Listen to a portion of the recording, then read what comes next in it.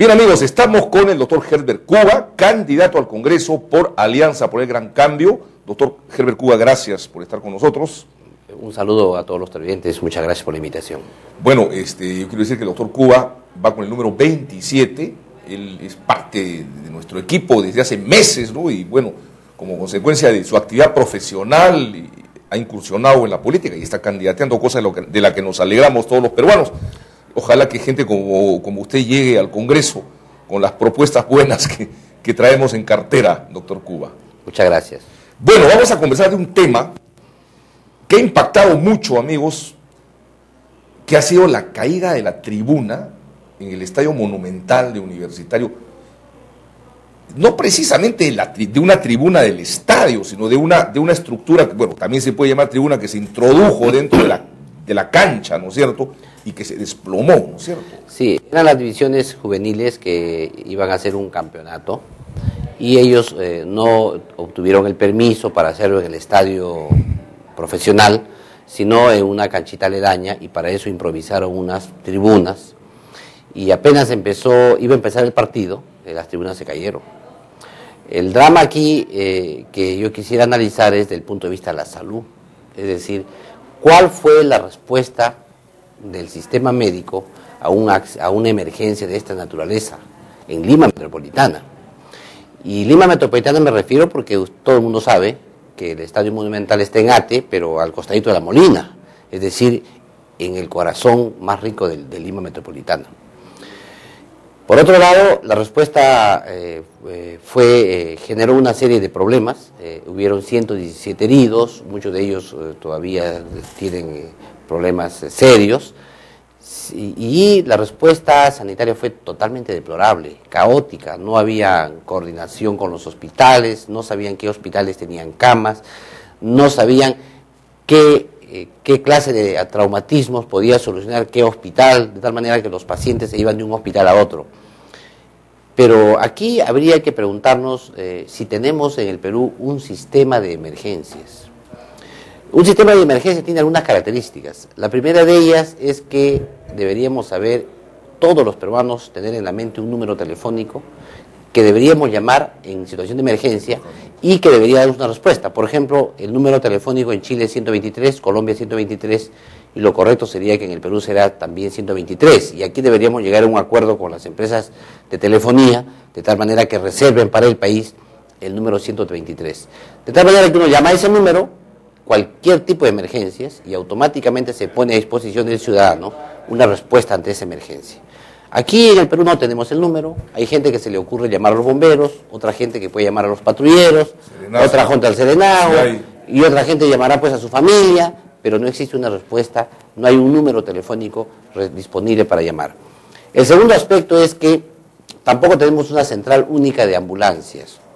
En consecuencia, las ambulancias son particulares, los bomberos intervienen, algún hospital que tiene sus ambulancias, y al final el ciudadano no sabe a quién llamar para la emergencia. Central única de ambulancias. Una central única de ambulancias. Eso significa que todas las ambulancias sean de un mismo propietario, ¿eh?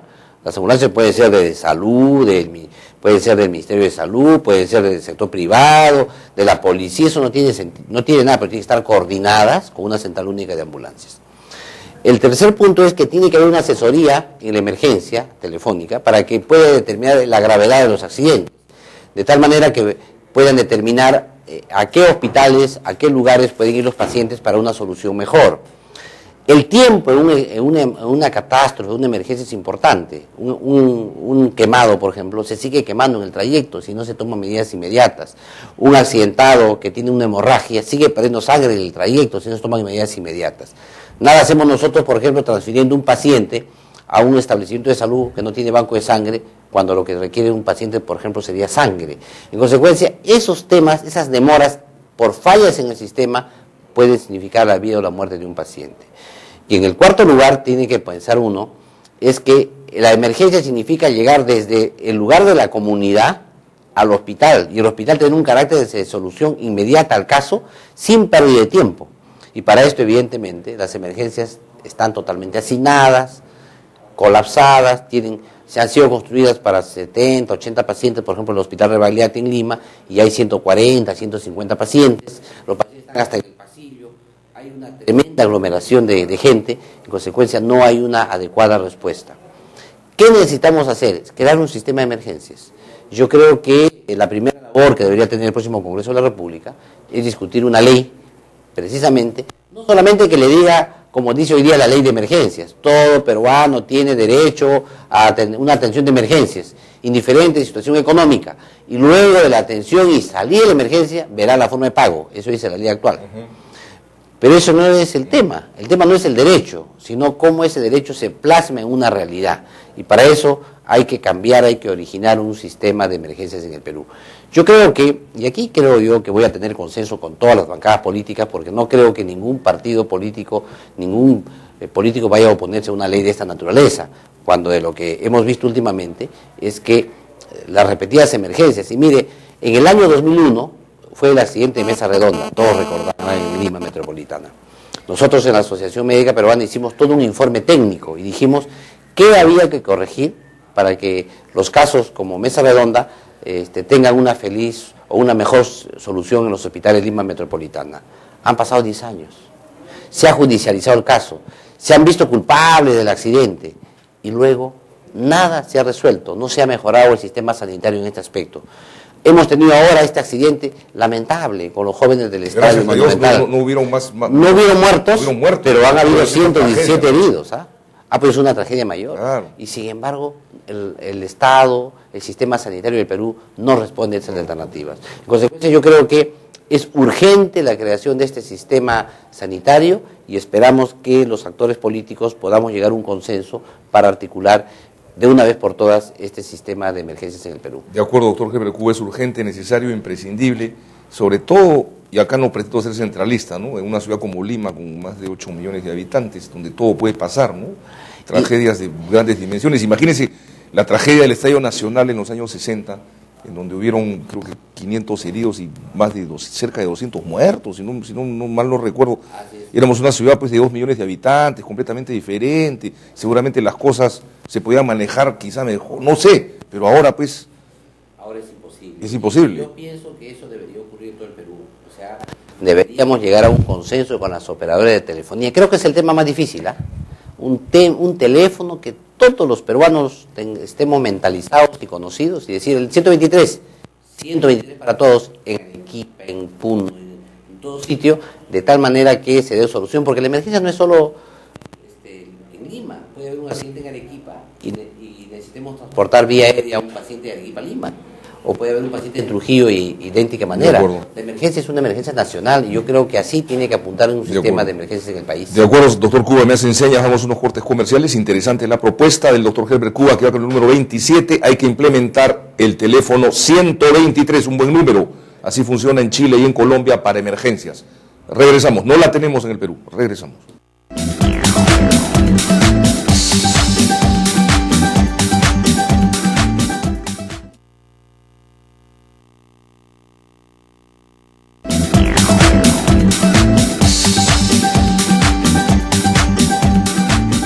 Bien amigos, continuamos con el doctor Herbert Cuba, presidente de la Asociación Médica Peruana, y candidato con el número 27 por Alianza por el Gran Cambio, y vamos a comentar lo que ha ocurrido, otro lamentable hecho que ocurre en el sector salud, ¿no? Que es el uso de prótesis vencidas, ¿no?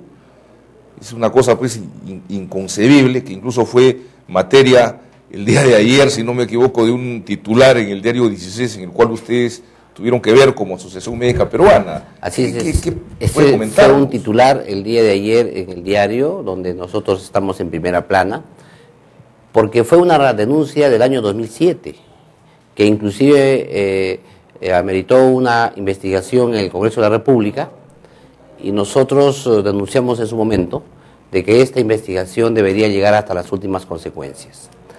¿Qué había ocurrido? Primero, que se habían operado a pacientes, a 13 pacientes con prótesis del stent, ¿no? Vencidos, felizmente los pacientes hasta la fecha no tienen ningún daño que reportar, pero fueron operados con estas prótesis vencidas. En segundo lugar, que estas prótesis habían sido compradas en modo sobrevalorado. Los precios que se compraron en ese momento eran superiores a los precios que existían en el mercado. Y en tercer lugar, se habían hecho compras por emergencia, eludiendo las compras regulares que tiene Salud.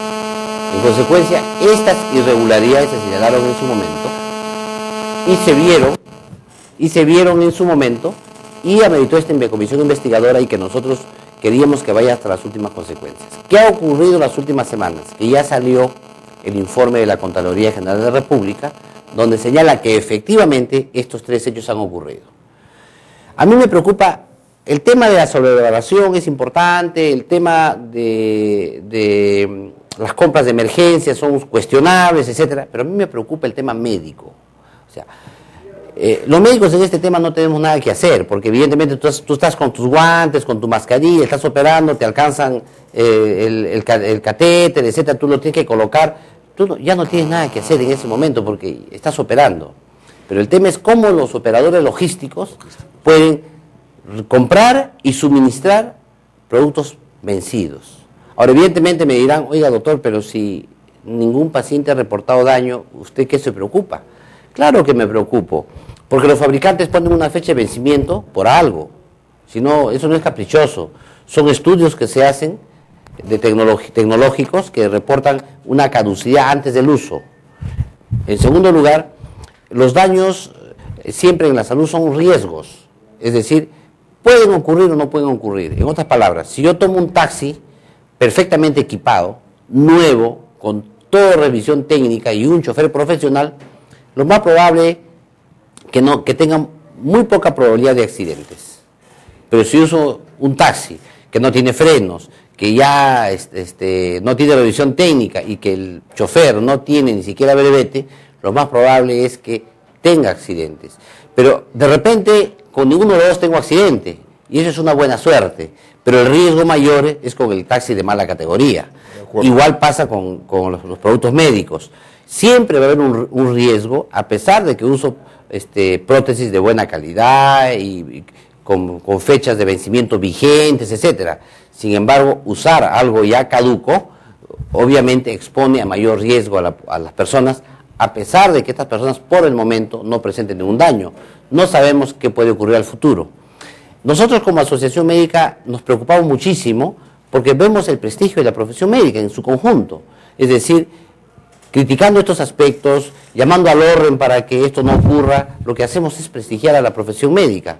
Limpiar lo malo que puede haber dentro de la profesión, lo único que hace es fortalecer la calidad de los profesionales de la salud en el país. Y yo creo entonces que este informe que ha hecho la Contraloría de la República no hace sino demostrar una vez más que Salud tiene serias irregularidades. Y nosotros hemos conversado por otros temas, como fue el caso, por ejemplo, del expresidente Barrios, que se hizo pagar una cuantiosa indemnización por despido arbitrario y luego se fue de ministro del Interior. Sí. Criticamos ese hecho porque evidentemente la institución tiene muy pocos recursos, tiene una serie de falencias por falta de recursos y eso nos parecía un acto totalmente injusto y ilegal. Sin embargo, este tema también nos preocupa muchísimo y por eso nosotros decíamos, y lo hemos conversado, decía yo antes, de una reestructuración de Salud. Tenemos que cambiar la forma en que está organizado de Salud. Y me preocupa más porque yo estoy en una fórmula al Congreso, como Pedro Pablo Kuczynski, que lo que quiere es fortalecer la seguridad social en el Perú. Él quiere incorporar 3 millones de nuevos afiliados a Salud, con lo cual estamos hablando de 7 millones más de usuarios del sistema, y esto va a significar evidentemente una reestructuración del sistema total. Pero hay que modificarlo en la composición del directorio. Hoy día, por ejemplo, tenemos un presidente ejecutivo que es superpresidente. Él no lo toca a nadie porque todo está debajo de él, hasta el consejo directivo, y en consecuencia esa estructura vertical, presidencialista dentro de Salud es nocivo. En consecuencia debería reestructurarse. La reestructuración no solamente lo está pidiendo la Asociación Médica Peruana ni el doctor Cuba, está pidiendo todas las instancias que tenemos que ver con Salud, todos los factores involucrados. Porque en Salud intervienen, por un lado, los 3 representantes del Estado, que los propone el presidente de la República, los 3 representantes de los empresarios y los 3 representantes de los trabajadores, y eso forman el directorio. Pero es un directorio maniatado, porque en el fondo el presidente ejecutivo, que es designado por el presidente de la República, es el que maneja la institución. Y esta institución tiene evidentemente una serie de falencias y está maniatada hasta en la cobranza de sus acreencias a las empresas. Hemos visto más de 3.500 millones de soles en deuda que tienen los empresarios de salud.